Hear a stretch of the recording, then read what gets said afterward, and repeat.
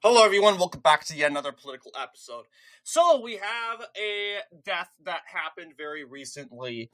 Uh, Kathy Karpan sadly and unfortunately passed away on the 24th, which was really not that long ago. I'm glad it wasn't that long ago.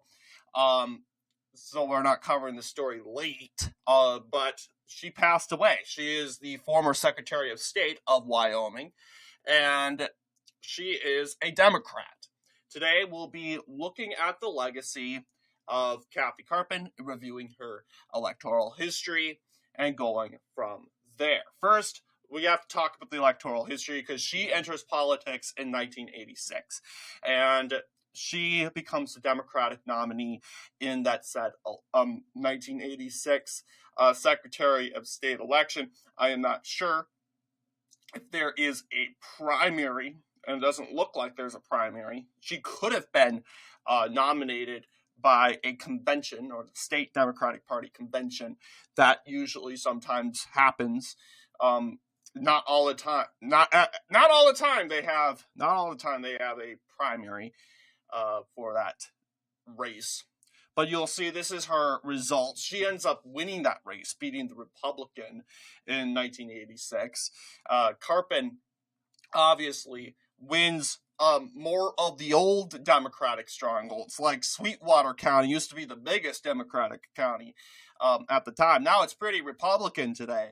But 68% of that county voted for Karpan, while the other counties near it, near these counties, also voted around 50, over the 50% margin gap for Kathy Karpan there.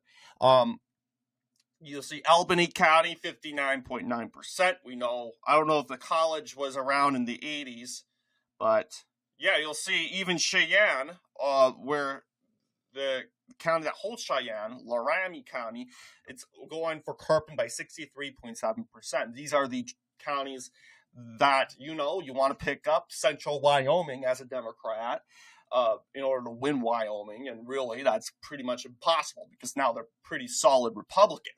Looking here, you'll see even the Democratic stronghold going for Casey Thompson, that is Teton County today, a very Democratic stronghold, 70% Democrat today, very Republican back then, 56%. At a time used to be a Republican stronghold, and it thwarted and did not go for Kathy Karpan. But yes, this was somewhat of a close race. 53% Wyoming standards is a blowout for Democrats. So, although you got to remember these state-run races, anything can happen because back then in the 1980s, you were less flexible. People were more flexible of voting for the opposite party of their political affiliation. And that was the case for Wyoming, a red state. 70% Republican in the last presidential election in 1984, voted Democratic by over 5 points for Kathy Karpan. Today's standards, that would have been very bad, but in the 1980s, it was seen as normal to, party flip sometimes. Mainly because you have a personal issue with someone, so the other Republicans' campaign or something like that. Looking at the 1990 election, we can go State Auditor, Secretary of State. Yeah, the 1990 election. She runs for re-election, and man, she actually wins a landslide. She picks up every single county with 64.29% of the popular vote, basically winning 1,000 votes of the popular vote. Yeah, she swept, specifically carrying the Democratic strongholds of, Sweetwater County. Oh, that's not Sweetwater. This is Karpan, which is also a Democratic county. 71%. Albany County went to 72%. Laramie, 71%. She picked up Teton by over 20 points. Well, it looks like 20 points. Over 16 for sure. Over 15. 64.29%. She defeated Thomas T. Zollinger, denying him any possibility of carrying a county, which is very good, 1990. And I would assume that was a blue wave here, because, yeah, Republicans were in the White House. Usually Democrats sweep during these times, um, as Republicans sweep in presidential elections through the end of the 20th century. But this is obviously a huge win for Kathy Karpan. 1996, she says, I'm good, I'm not running for secretary. Actually, no. Yeah, 1994, 4 years later, she says, I'm going to run for governor. I think she's term limited, and she might as well do that. But first, I want to make sure, there's no Democratic primary. But maybe there's a primary in the 1990 gubernatorial race. Yes, so Kathy Karpan won the nomination unopposed. And she was facing the Republican Jim Geringer. And you would think from the Republican primary results that, Jim Geringer would have a hard time. You'll see, there's a lot of Republican split ticketing, but back then, hey, look, we got our candidate, we shrug it off. Hey, I was hoping the other candidate would win, but we got to reunite under this guy, and let's win. So that's kind of what happened. And despite, a divisive primary, you saw Jim Geringer win by over double digits, over 15 points over Kathy Karpan. You'll see that Karpan carried Sweetwater County, that old traditional, what used to be the most Democrat county in the state of Wyoming. She kept that county, but ultimately she is no longer carrying all the rest of the counties of Wyoming as she formerly did 4 years ago. So she lost quite significantly. Apparently, Wyomingites liked her as a Secretary of State or a state secretary. But then again, just because you're liked as a state secretary, it does not mean they're going to like you as a governor. They may be like, no, we rather prefer the governorship be controlled by Republicans. Sorry, nothing personal. And I think they like Kathy Karpan. 40.17%, comparing it to the last election. Well, yeah, Mike Sullivan, they did have a Democrat before this election. And during this election, Democrat Mike Sullivan was governor.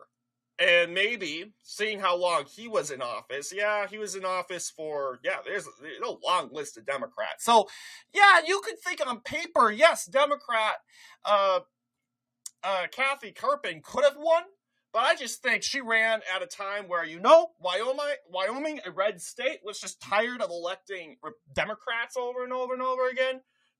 They probably just made the difficult decision to say, sorry, Kathy, we're not going to support you.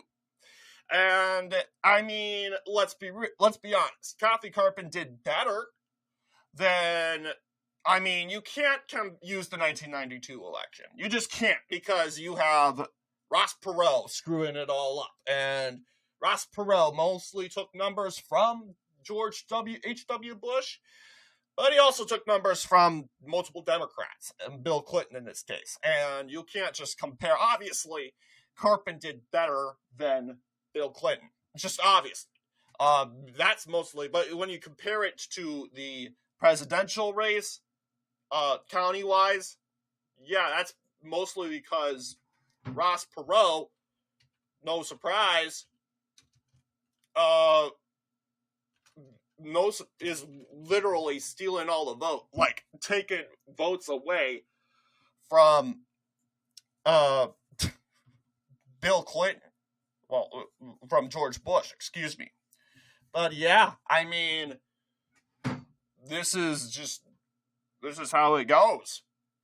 But I think you'll see 34%, not 40% like Karpan performed, but you'll see, because of Ross Perot, Clinton is getting 34%, but carrying more counties. Let's take a look at the next race that she ran in. That is the 1996 Senate race, where she does actually better.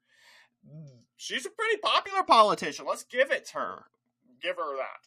She won the Democratic Party handily, not unopposed, but she won it handily, 86.7% against Mickey Killenay by a very big margin. You'll see that, but despite that, Mike Enzi, Republican Mike Enzi, ends up winning the said election. But hey, I mean, Karpan is picking up 4 counties that she traditionally did very well in her first run, and I want to believe 1986, where Sweetwater is definitely going to be her best county out of all these election results. It's definitely the Democratic stronghold of the bunch, but she manages to pick up the 4 counties, which obviously we can: Carbon County, Albany County, and the Oneida County. She didn't win Lorain, and that's just, I mean, Cheyenne is just very Republican, very conservative city. It's also the biggest city in actually, no. Is it the biggest city? Cheyenne? Or it's Casper? I don't know. But those 2 cities are big, and they're wildly Republican. So, I mean, she did do better. 42.21%. I mean, Enzi still won with double digits. He couldn't get to 55, though. And I mean, in Wyoming standards, you kind of need to do better. You can't. Also, this was in an election year, the 1996 race. And I mean, Bob Dole got 49.81, but let's be honest, then again, Ross Perot was screwing everything up for him, 12.25%, obviously. And he also is taken from Bill Clinton, let's be honest. He's obviously taken from Bill Clinton. But mostly he's taken from Bob Dole. So, I mean, this is the Senate race, and afterwards, it seems as Captor, Karpan ends up retiring in 1996. She ends up passing away and hits the news again in 2025 after passing away in her home at Rock Springs on September. No, not Rock Springs. What am I talking about? On October 24th, 2025. Unclear where she died, but I would assume at her home in Wyoming. It's not really clear where she lives.